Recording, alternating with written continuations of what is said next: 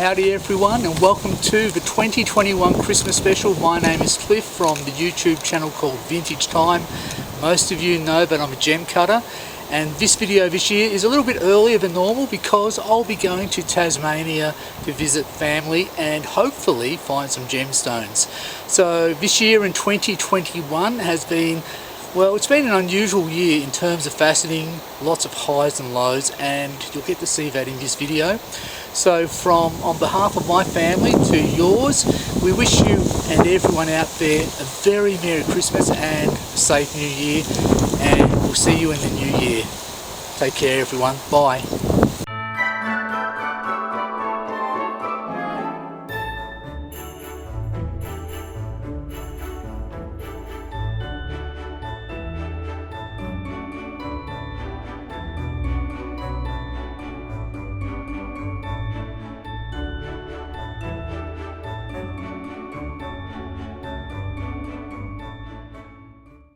So the beginning of 2021 really started off beautifully, where my friend and I went on a camping expedition and we went in search of gemstones and fishing and just to have a relaxing time. So you'll get to see some footage that you haven't seen before earlier on in the year, where we go out prospecting and we do find some nice gems and we catch the odd fish.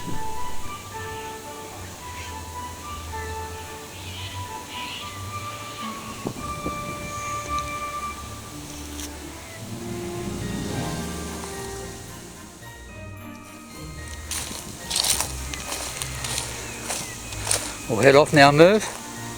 Yeah, might as well.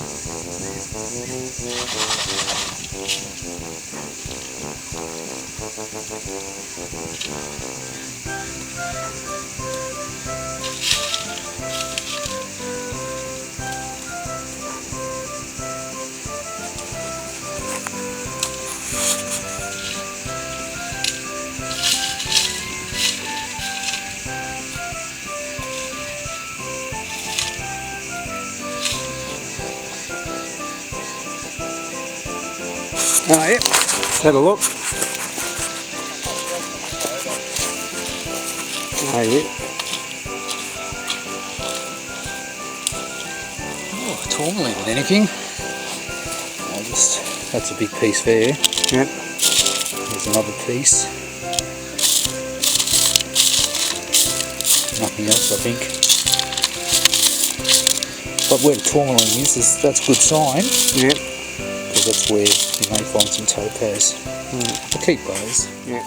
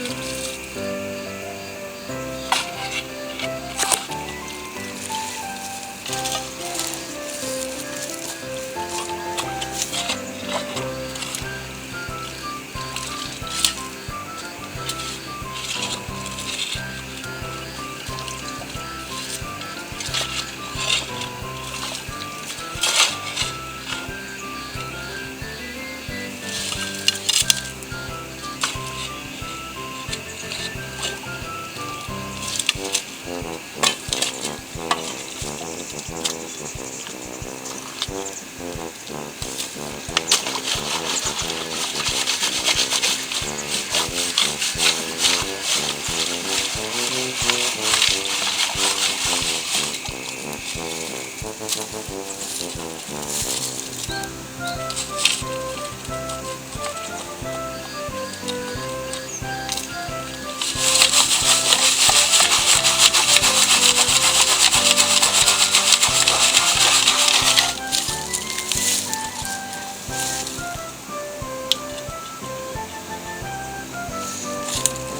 did you find? Have a look, hang on. That fall in the creek. Hang on, just. Oh, a little bit of quartz. See if we can get some. Hold up. I might have to get a close up of macro.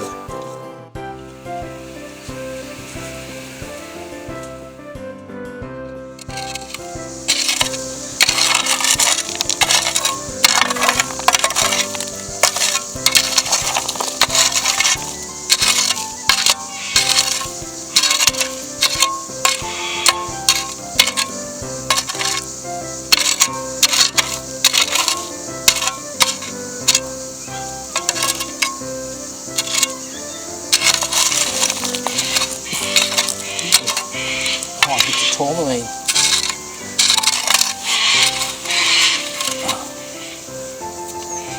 Nothing much.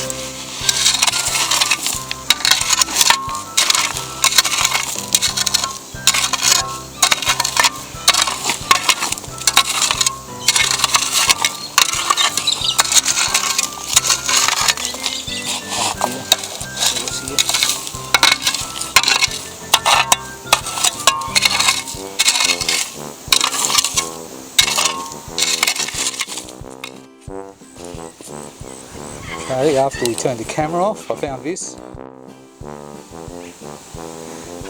point of quartz. I've been scraping down to clay pan and finding lots of tourmaline. So the whole idea, I'll get to hold the camera. Yep. I'm just scraping down to where the layer of clay is. There's not much water. Just gently scraping the top and looking for what's in underneath. It seems that most of it is down the bottom layer. So I don't know what that is. That's tourmaline? No, it's nothing.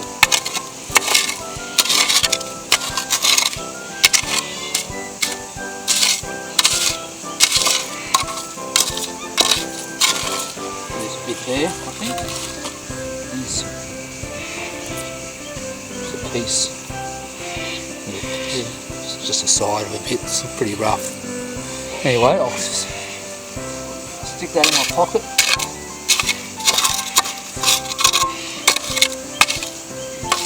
And the quartz pieces seem to be on the bottom too.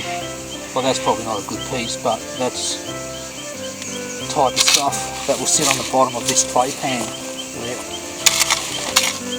It's just a case of gently scraping over and seeing what we find.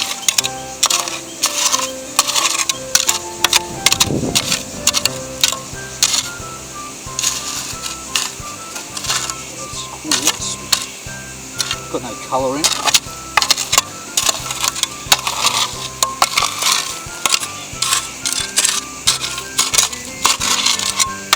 There's the big rocks.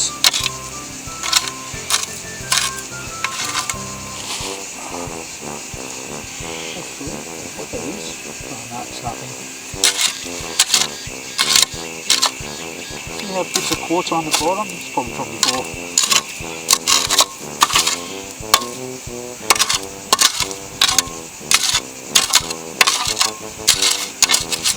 You see that one? I'll check that one out. It's nothing. It's actually sort of semi-clear. There's nothing. So toss it behind me. Big piece of tourmaline again. There's a. I'll just wash that quickly. That's another piece of black tourmaline. I'll stick that in my pocket. Okay, keep going. That's how I'm finding it. These were just found on the surface. Had a bit of a look around the creek downstream and just see what I could find. So there's bits of citrine, so I'll have a closer look at those later.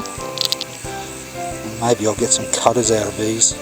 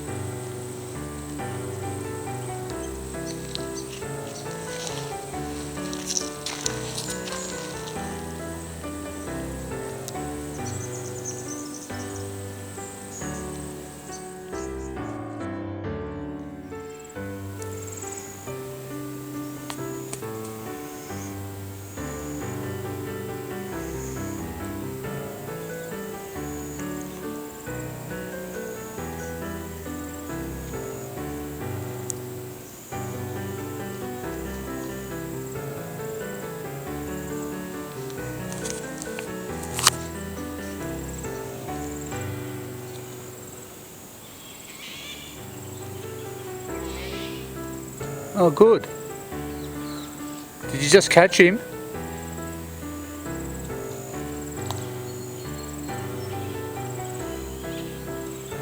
You going to bring it over so we can have a look? You're going to throw him back in.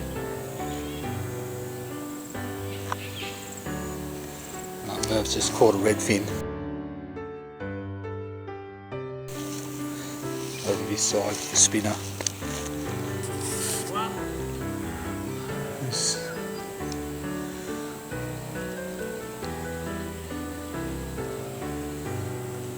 You're going to throw it back in? Yeah, I think he's throwing it back in. Going to keep casting out. It's a bit hard to see behind that tree there. Green pair of shorts. I'm having no luck. I'm just using bait, worm.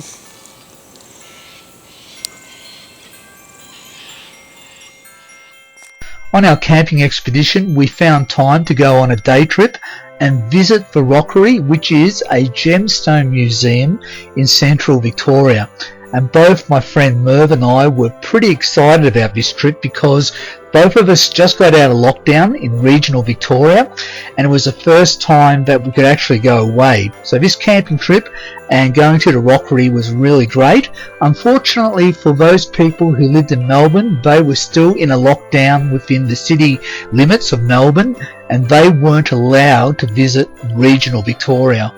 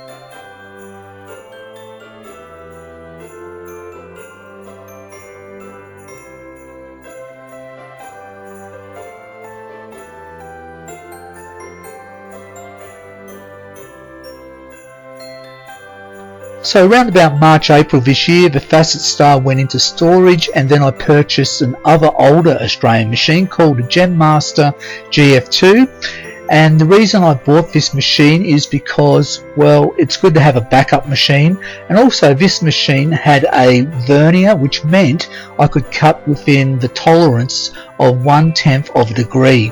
The Facet Star didn't have that capability, and I had to sort of guess roughly, 42.1 degree or 42.5 degrees. And also, this particular machine had a better speed control. In terms of accuracy, the Gemmaster GF2 is round about 5% better than the Facet Star. Now that doesn't sound a lot, but when you're competition cutting, that is a heck of a lot. But when you're just cutting gems for everyday use, well, I don't think that's a lot.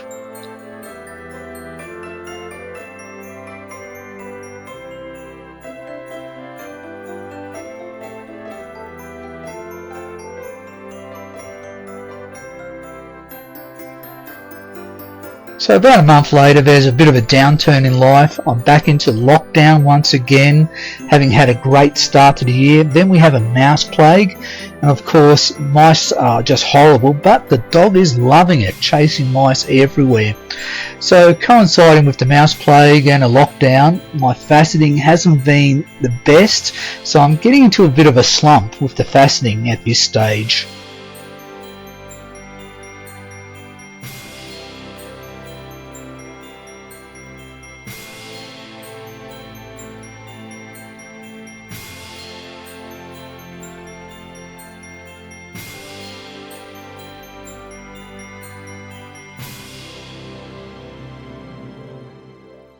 So my faceting starts to take a real downturn with this lovely piece of expensive light blue topaz, and I decide to facet the All-Seeing Eye by John Bailey. And incidentally, John is a wonderful gem cutter and an equally wonderful gem designer. Unfortunately, my faceting skills were not up to par, and when I cut this gem I must have overcut on the pavilion, and whilst cutting the crown, things started to belly up where the crown facets were never going to create a good table alignment. And that was really the big issue, that I could never form a beautiful eye table. So I decided to do something that I've never done before, and that was cab out the gem. And this worked out quite well, as it was an experiment. And then I cut a raised triangular table with multiple facets, and it did look okay, but this is not the type of gem cutting I enjoy. And it's not too bad to improvise on a cheap piece of gem material, but when you've got an expensive piece like this, then you want things to go according to plan. But the viewers thought this was a beautiful gem, so what can I say? So the next gem I'm going to facet is actually a viewer's choice, and they're all designs by a well-known gem designer and faceter called Tony Collins. And Tony was gracious enough to give me several of his designs, and the viewers decided that the gem they wanted me to facet was this one, called the NQR round. Not quite right round, and I have to admit I was very happy when they chose this particular design. So I'm faceting this particular design, and then I realise once I get into cutting the crown there is a rotation issue. So I start making up things as I go along, and I thought, well, I'll make a video about me making all these happy mistakes, and it's a spoof on Bob Ross, who I think is just a wonderful human being. And for those of you who don't know, he's quite a good talented artist, and he always makes the most of his mistakes when it comes to painting. However, when you're faceting, you do make a lot of mistakes, and I don't find them to be always very happy mistakes, particularly on a gem like this, where this man-made sapphire was not cheap. And I had a rotation issue, no fault of Tony's. This happens with swirling designs and the type of index wheel that you have on the machine. And what happened, once again, I'm trying to make things up on the run on the crown, so I'm making up different facets, and then I have to sort of cheat in facets to meet points. And the gem actually kind of worked out okay. It looked quite nice. It had a real freeform feel about it, but once again, this is not the type of faceting I like to be doing, particularly on expensive material like this. So feeling bummed out after cutting 2 successive gems where I had plenty of happy mistakes, you know what I decided to do? And this is so stupid. I decided to start competition faceting for an international faceting competition, and my heart wasn't in it. So I got through this design where I worked out all the facets to create this, and then I cut this design, and I was working for weeks on the pavilion. Then I overcut the crown, so that I had to give up. And then they had a rotation issue in the schedule where once again I burnt away another $20 worth of material that cost me more money. So I thought, well, stuff it, I'm going to start my own competition and let's have some fun where we have a competition to facet the world's most beautiful gem. So it was really with the help of Tony Collins and setting up this faceting competition that got me out of my faceting funk, where faceting has to be fun, particularly in competitions, and I enjoyed setting up the competition. Unlike other international faceting competitions, they're all surrounded about perfection and meat point faceting, and now people are literally building machines to win this competition. That's not fun. So now that I've got a different mindset, my faceting has come good, I've got myself out of this rut, I'm feeling more confident with cutting gems, but more importantly having fun again. And then I received the results from the Victorian Faceting Group competition, and I won 3 first place positions, and that made me feel even better. Unfortunately, this particular gem here got disqualified. It ended up being called a display gem, which is just a nice way of saying you've been disqualified. Really, it shouldn't have got disqualified because they said it was a symmetrical design, and that was simply not true. The judge got it wrong, but I have to say the other person that did win, I thought that person's gem looked a bit better, but this design here I thought it was a little bit more complex and a lot more difficult to sort of design. It's a skewed leaf design, and the judge probably did think it was symmetrical, but it wasn't. But anyway, look, I got my mojo back, and here's the result from the other 3 gems. So all of these gems were faceted on my Gemmaster 2, which is quite amazing considering that the machine is over 30 years old. So either the machine is doing a great job or I'm getting a little bit better in faceting, but definitely I've got a few more points compared to previous years. And from a personal point of view, I'm pretty happy to be faceting around the mid-90s. That was my personal goal. Not so much to win all the time. I kind of wanted to be more consistent in the mid-90s, and I'm pretty happy with that result. So I don't really have much more to prove when it comes to competition faceting. I doubt that I'll be competition faceting as much in the years to come, because I really want to move on to projects that are just different and unique and just unusual. As a side note, and this is my personal opinion, I do think Australian competition standards have gone downhill in the last 12 months. The last 5 years previously were far better. Competition organisers are not working towards a schedule for the faceter. I do believe they're just thinking about showcases, and this reflects probably on the amount of entrants. The sizes are getting too big, and it's just a little bit of unprofessionality going on where I think things can be a lot better. Personally, I still believe the gold standard out of all the faceting organisations is the Victorian Faceting Group. It's not that I'm a member of the group, it's because they do things better. So now that competition faceting is finally done and dusted for the year of 2021, and I've got my groove back, I think, well, it's time to start faceting designs that I've always wanted to cut. And it starts with this Fred Van Sant design, the Pharaoh's Eye, and I finally get to cut this design, and it was a difficult gem to facet, no doubt about that, but the reward was great. I finally got to achieve one of my Grail faceting designs, and here it is on the rotator. So that was a really big achievement for me in 2021, but the best was still to come.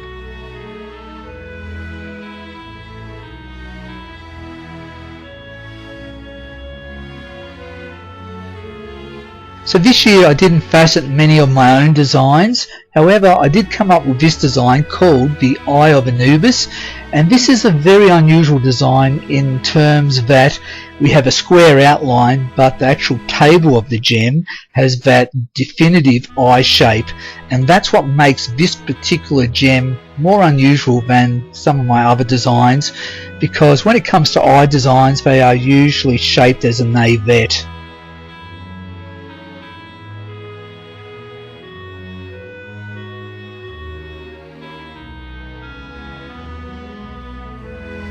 So probably the biggest highlight of my faceting life, and particularly the highlight of 2021, was faceting the original Pharaoh's eye. I got so much joy out of cutting this design. This design has been sitting in the back of my mind for years, just thinking how I could possibly cut this design. Could it be done, or was it just a hoax? Many had said that it was impossible to cut, it was the impossible design, and I've proved them wrong. This design is just such a spectacular gem, words can't even express that. I look at it on the rotator now and think, gee, this is so much better than the Fred Van Sant version, and I hope to cut more of these type of designs in different material. This is just a classy gem. So rounding out the year, I'm still working on the NQR round, and hopefully I'll have that finished by next year. And also I've got a faceting machine project which has been sitting on the back burner for months, so maybe I'll get that finished in 2022. So we're getting close to the end of another video, so we're closing out for this year and won't be any more videos. So I'll say goodbye to everyone, and I'll wish you a Merry Christmas and a very Happy New Year.